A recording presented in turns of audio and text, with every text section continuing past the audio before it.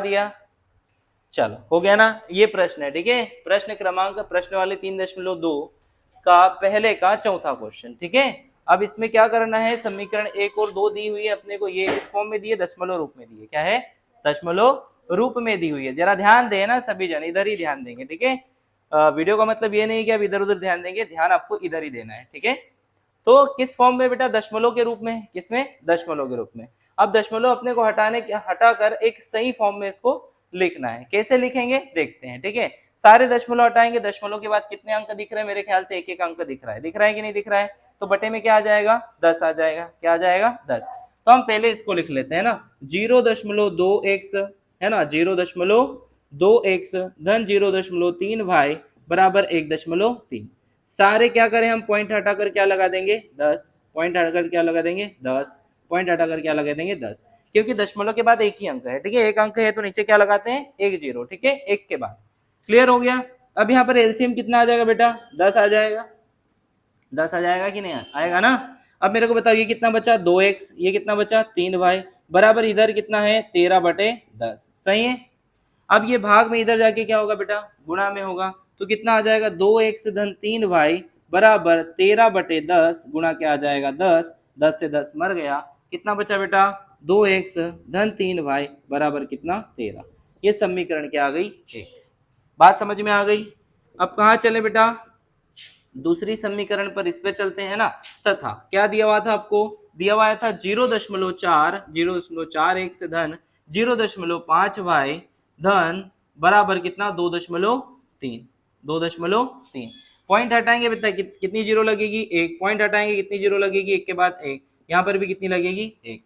LCM क्या देखो, यहाँ पे काटना मत, 4 दूनी 8 और 4 2 पंजे 2 दूनी 4 और 2 पंजे 10, ऐसा काटना मत, ठीक है। वो अपने आप कट जाएगा बाद में उधर जाके, ठीक। तो क्या आ जाएगा बेटा एलसीएम, 10 कितना आ जाएगा, 10 आ जाएगा ना। बटे में 10 है, बटे में 10 है, अगर समान है तो डायरेक्ट जोड़ देते हैं, ठीक है, कुछ करने की आवश्यकता नहीं होती। तो ऊपर क्या बचेगा, 4x धन 5y बराबर कितना, 23/10, ठीक है, 23/10। ये भाग में इधर जाके गुणा में, तो कितना हो जाएगा, 4x धन 5y बराबर 23/10 गुणा क्या आ जाएगा, 10। फिर 10 से 10 मर गया, कितना बचा, 4x धन 5y 4x धन 5y बराबर 23। ये समीकरण। अब भाई समीकरण 1 और 2 को किससे करेंगे, प्रतिस्थापन विधि से, ठीक है। तो क्या लिखेंगे, समीकरण 1 तथा समीकरण 2 को किससे करेंगे, प्रतिस्थापन विधि से हल करने पर, ठीक है, विधि से हल करने पर। तो कहाँ चले, समीकरण 1 या 2 से, जो तुमको उचित लगे, ठीक है। तो हम कहाँ चले, हमेशा समीकरण 1 से जा रहे हैं तो 1 से ही चलते हैं ना। कहाँ से चलेंगे, समीकरण 1 से। तो समीकरण 1 क्या है जरा देखते हैं, 2x धन 3y बराबर 13। कितनी है, 2x धन 3y बराबर 13।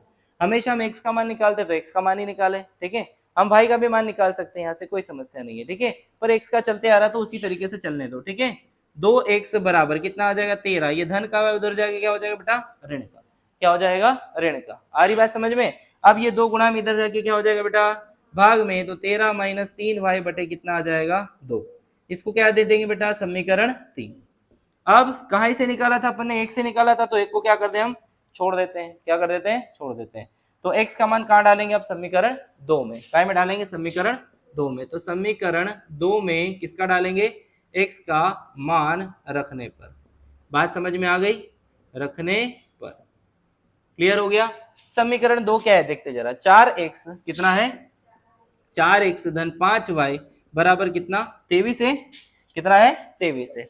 तो जरा देखो, 4 की जगह 4 रखूंगा मैं, x की जगह कितना रखूं, x की जगह इतना सब कुछ रख दूं, तो कितना आ जाएगा बेटा, 13 ऋण कितना, 3y बटे में क्या, 2 है।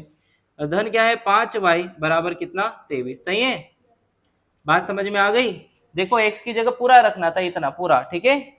बात समझ में आ गई।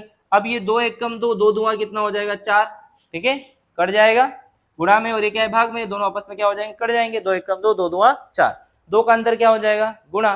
तो कितना होगा बेटा, 2 का अंदर गुणा होगा तो 13 दूनी क्या हो जाएगा, 26 ऋण ये कितना हो जाएगा, 3 दूनी 6y धन के क्या, 5y बराबर कितना, 23। आ गई बात समझ में। अब 26 धन का उधर जाके क्या होगा बेटा, ऋण का, तो ये कितना आ जाएगा, 23 ऋण 26। सही है, 23 ऋण 26। इधर क्या बचेगा बेटा, देखो ये धन का 6y और ऋण का 6y और क्या है, धन का है, दोनों आपस में क्या हो जाएंगे, घट जाएंगे। क्या हो जाएंगे, घट जाएंगे। तो 6 में से 5 गई, कितनी बचेगी, सिर्फ एक y बचेगी, वो भी कैसी, माइनस की। कैसी बचेगी, माइनस की, क्योंकि बड़ी संख्या क्या है बेटा, माइनस की। आ गई बात समझ में भाई, 6y में से 5y जाएंगे तो एक ही y बचेगा, है ना, वो भी कैसा बचेगा, माइनस का। आ गई बात समझ में। तो देखो अब यहाँ पर क्या बच रहा है, माइनस y बराबर, अब देखो यहाँ पर धन का 23 से और ऋण का 26 से बताओ कितना बचेगा, 3 बचेगा। कितना बचेगा, 3, वो भी किसका, ऋण का। किसका बचेगा, ऋण का, क्योंकि यहाँ पे भी ऋण की संख्या बड़ी है। तो माइनस से माइनस क्या हो गया, कट गया। कितना बचा भाई का मान, सिर्फ 3। कितना बचा, 3। अब भाई का मान कहाँ डालेंगे, कौन सी समीकरण आई थी अपने पास, 3। कौन सी आई थी, 3। तो समीकरण 3 में रखने पर, तो समीकरण 3 क्या थी मेरे पास, x बराबर 13 माइनस कितना, 3 भाई बटा 2। तो x बराबर कितना आ जाएगा, 13 की जगह 13 माइनस 2 की जगह, 3 की जगह 3, इसकी जगह कितना आ जाएगा, 3 आएगा।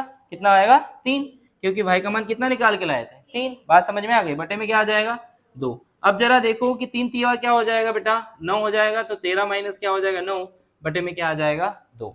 ठीक है, 13 में से 9 गई, कितनी बची, कितनी बची, 4। कितनी बची, 4, बटे में 2। 2 से 4 कितनी बार मर गया, 2 बार। तो x का मान कितना आ गया, 2। आई बात समझ में, ये प्रश्न का उत्तर। ठीक है, पहले दशमलव हटाओ, उसको उस रूप में लाओ, फिर समीकरण 1 और 2 दे दो नाम, फिर समीकरण 1 और 2 को प्रतिस्थापन विधि से करो। 1 से 1 का मान निकाल लो, x का या फिर y का, वही दूसरे में रख दो। ठीक है, तो एक वेरिएबल, एक का मान आ जाएगा, या तो y का आएगा या तो x का आएगा, वही मान कहाँ रख देंगे, समीकरण 3 में, तो दूसरे का मान आ जाएगा। ठीक है, बात समझ में आ गई। इस प्रकार से इस प्रश्न को हल करना है। ठीक, क्लियर, एकदम क्लियर, एकदम क्लियर।